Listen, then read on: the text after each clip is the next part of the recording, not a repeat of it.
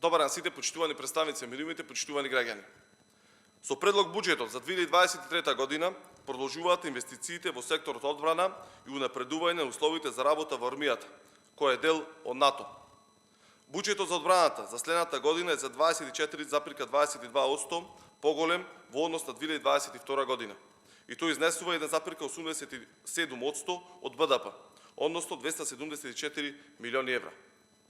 Од овие предвидени средства, 1/3 или 88,7 милиони евра се предвидени за модернизација на армијата.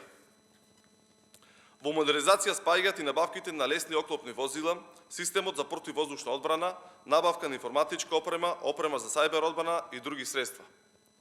Во секторот одбрана продолжува реконструкцијата на објекти и инфраструктура на армијата и тоа со 10 милиони евра повеќе од 2022 година, со акцент на повисоки еколошки стандарди на објектите. Платите во армијата постојано растат и денес.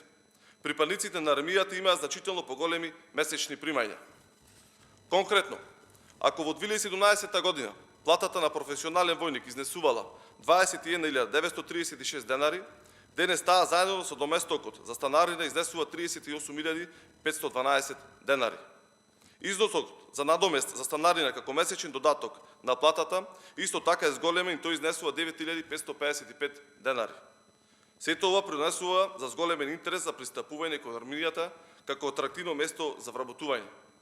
Со претходно донесените измени на Закон за служба во армијата се воведи можноста да отпремнина на професионалните војници по навршување на 45-та година старост во висина од 20 до 25.000 евра.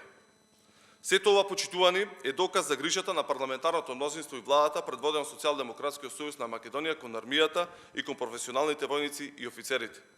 Тоа го потврдува и буџетот за 2023 година, кој треба да биде донесен денеска. Од тука ги повикуваме сите пратеници да дадат поддршка буџетот за 2023 година да биде усвоен со што можно повеќе гласови и уште еднаш како парламентарен состав да ја потврдиме грижата за нашите граѓани. Благодарам.